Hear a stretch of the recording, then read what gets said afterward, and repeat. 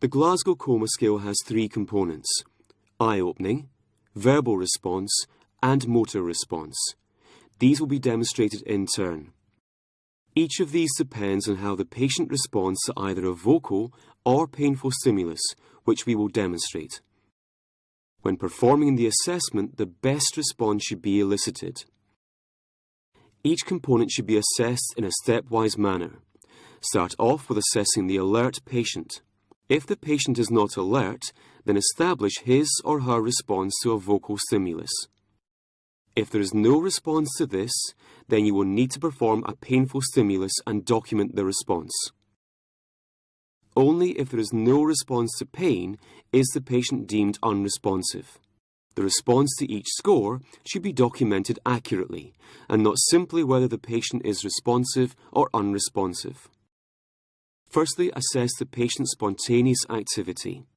Good morning, sir. I'm Nurse Mackenzie. Good morning, nurse. Hello. Could you tell me a wee bit about what's been happening to you, sir? Yeah, I was leaving the house this morning. I tripped and fell and banged my head. Okay. Can you tell me what you know? Here the patient is talking and moving spontaneously. No further stimulus is needed. The individual components of the scale can be assessed with voice alone. Glasgow Royal Infirmary. Okay, thank you, sir. If there is no spontaneous activity, you will then need to elicit a response to your voice. Hello, sir. Can you hear me? When speaking to the patient, you must ensure that you speak clearly and with volume. Hello, Mr. Murray. Can you hear me? Speaking quietly will not necessarily elicit an accurate response to your voice, and may of course be a problem if the patient is in any way hard of hearing. Ensure all hearing aids are switched on and working normally. Make sure that you are speaking a language that the patient understands. Where necessary, you should ask a translator to interpret for you. And make sure there are no cultural barriers to the patients responding to your voice. For example, in some cultures, female patients should not be examined by male health professionals and may be unwilling to respond in these circumstances. Ideally, you should use the patient's name when you address them. Try to ensure you use the name the patient normally uses, for example, their nickname. Ask any friends or relatives to tell you what name they are known by. In certain circumstances, it may be appropriate to ask a relative or friend to speak to the patient, as they are more likely to respond to a familiar than an unfamiliar voice. Hello, sir. Can you hear me? Mr. Murray, can you hear me? If the patient does not respond to a clear vocal stimulus in any of the 3 components, and there are none of the previously mentioned communication barriers, then you will need to move on to eliciting their response to pain. Mr. Murray, I'm just going to press on your fingernail. When you elicit a patient's response to pain, you should start off by applying firm, sustained pressure to the base of the patient's fingernail using a blunt tool such as a pen or pencil. This should be done on the dorsal aspect of the finger, just proximal to the nail bed and not over the nail itself. A painful stimulus may also be performed by applying firm, sustained pressure to the supraorbital notch, which is located in the bony ridge above the eye. Another way of assessing the response to pain is to apply firm, sustained pressure behind the patient's mandible over the styloid process. You may also use your thumb and fingers to apply a trapezius squeeze. You should not elicit pain by rubbing vigorously over the patient's sternum, as this will cause bruising and does not elicit a good motor response. Similarly, you should not shake the patient.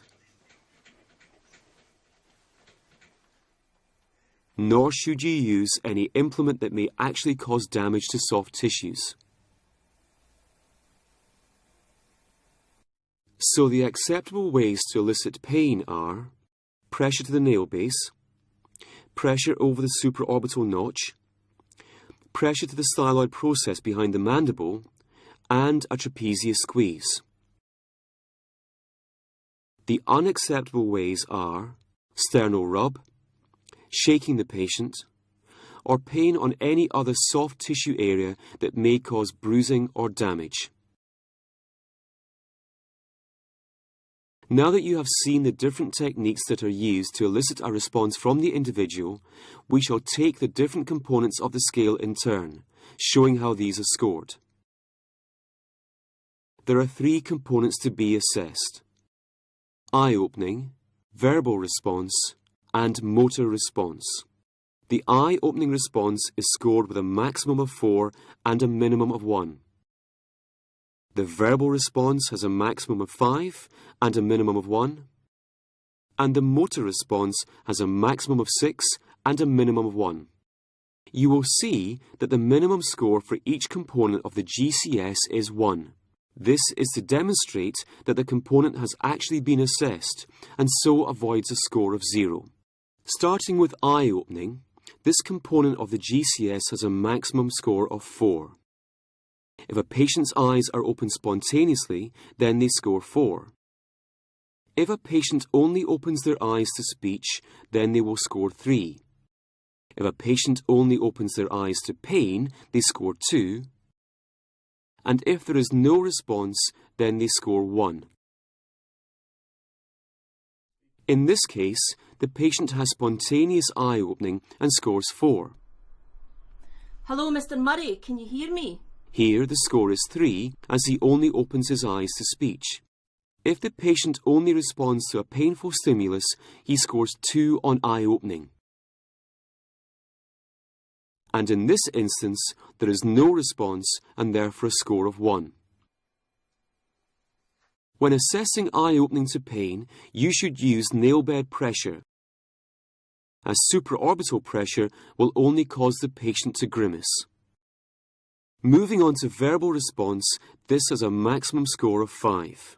Use the same procedure as described before when assessing the verbal response. A score of 5 is given if the patient is fully orientated in time, person and place. 4 if the patient is confused, which means they are speaking in sentences but disorientated. A score of 3 is given if the patient only has inappropriate words.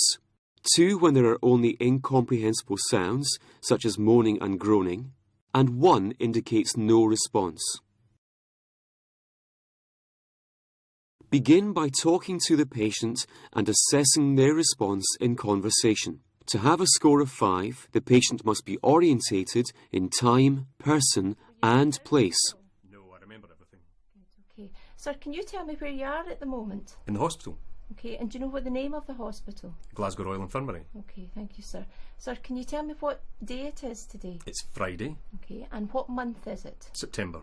Okay, and sir, could you tell me your full name, please? John David Murray. Thank you. In this example, the patient has a verbal response of 5, as he is fully orientated. He knows where he is, what day and month it is, and his full name. A verbal response of 4 is given to those patients who are confused. This is characterized by talking in sentences but not being orientated. A great number of patients who have consumed excess alcohol may fall into this category. Hello, sir. I'm Nurse Mackenzie. Hello, nurse. Hello. Sir, can you tell me what's been happening to you today? I banged my head. Banged your head. Were you knocked out at all, sir? I don't remember. Okay, sir. Sir, do you know where you are at the moment? Hospital. Hospital. Could you tell me the name of the hospital? In Victoria Infirmary. The Victoria. Sir, can you tell me what day it is today? Wednesday.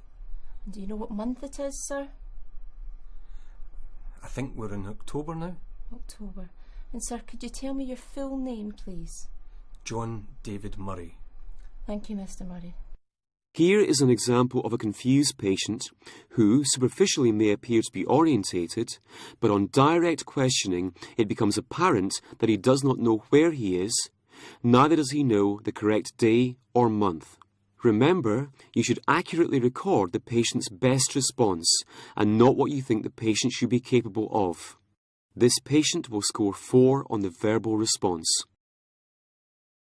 The next example shows a patient who has a verbal response of 3. Hello, sir. Mr. Murray. Mr. Murray, can you tell me what's been happening to you? Get off me! Get off me! Kathy. Kathy. Mr. Murray, can you tell me what's been happening to you? This patient is not only confused, he is only able to form inappropriate words. It may be that he has a lot of alcohol on board, but this is immaterial in assessing his GCS. Some patients who are belligerent as a consequence of alcohol, drugs, or more sinister causes will also have a V of 3, as they are responding with inappropriate words. Hello, sir. Patients who are unable to form words and can only make incomprehensible sounds, such as moans and groans, have a V of 2. Again, you should look for any impediments such as language barriers or hearing impairment that may prevent the patients responding to your voice. Hello, sir. Can you hear me? Mr. Murray, can you hear me?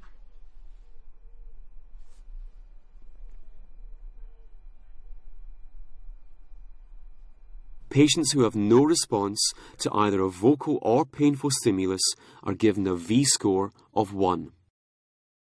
Situations that may cause a problem with assessing the verbal response are where the patient's first language is not the same as that of the assessor, where the patient cannot hear you, as before, where the patient is physically unable to speak from, for example, extensive facial or mandibular injuries, where the patient has dysphasia or aphasia from a stroke, or if the patient has a vocal disorder or has had a laryngectomy.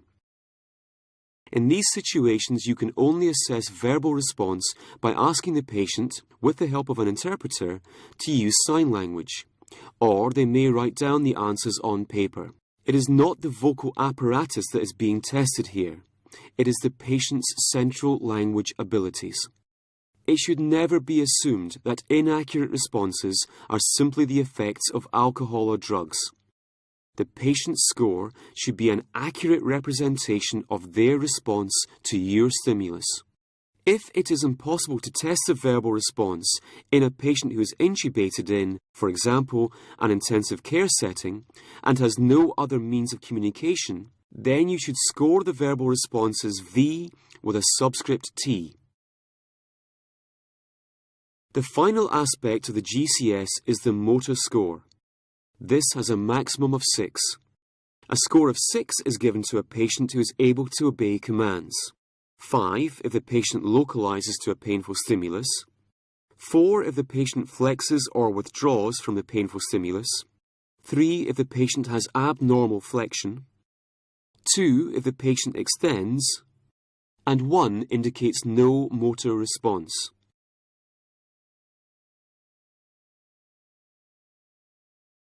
When assessing the motor score, you should try to do this in concert with the other components, so that when speaking to the patient, you are assessing both eye-opening and verbal response as well. Only patients who are able to obey commands should get a motor score of 6. Mr. Murray, can I ask you to touch your nose with your right hand, please? Certainly. Thank you, Mr. Murray. If the patient is unable to carry out a complex movement because of some restriction in their arm movement, it is acceptable to ask the patient to squeeze and then release the examiner's fingers. This again would score 6 on the motor component. Mr. Murray, can I ask you to squeeze my fingers with your right hand, please? And release. Thank you. If the upper limbs are injured, then it is of course permissible to assess the score using the lower limbs. Mr. Murray, can I ask you to push your foot down onto my hand, please? Thank you. If both upper and lower limbs are affected, then it is acceptable to ask the patient to stick out their tongue. Mr. Murray, could I ask you to stick your tongue out, please? Thank you. Remember, when assessing the motor response, always ensure the patient's neck is immobilized if there is any risk of cervical spine damage. If the patient can only localize to pain, then this will score 5 on the motor component.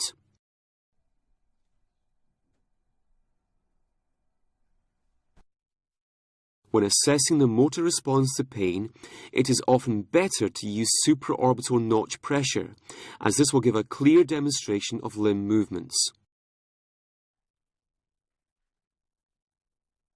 In some cases, the patient will be unable to localize to the painful stimulus, and may withdraw rapidly from the pain if nail bed pressure is applied. This flexion withdrawal may also be accompanied by abduction and external rotation at the shoulder joint, or they will flex and supinate their forearms if pressure is applied to the supraorbital notch. This will score 4 on the motor component.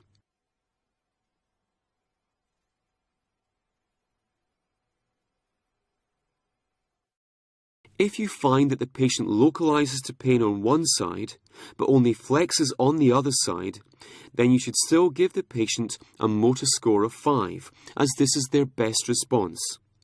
Remember, the GCS is about assessing the best response in any of its components. An M of 3 is given to those patients who, whether spontaneously or as a response to pain, have an abnormal flexor response. This is seen in significant brain injuries, such as diffuse axonal injury.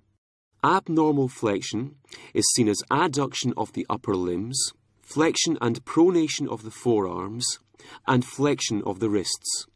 If the type of limb flexion is not clear from the patient's response, then you should simply describe their movements rather than assigning a numerical score.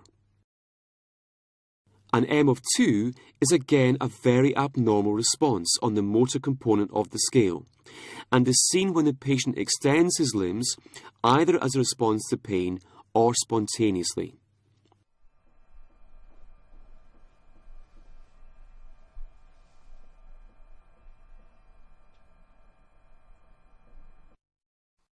It can be seen that both M2 and M3 are very abnormal and usually indicate significant intracranial injury. Together, these movements are sometimes called posturing movements, which reflect how abnormal they appear. If the patient makes no response whatsoever, they have a score of 1 on the motor component.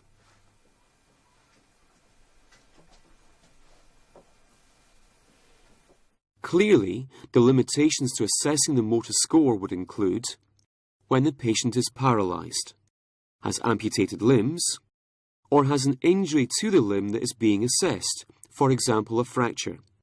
Again, you have to ensure there is no barrier to the patient's understanding you, for example language or hearing problems and the other foregoing reasons. If it is impossible to assess the motor score on account of there being some impediment to the patient's moving their limbs, then, as with voice, you should make this clear on the observation chart.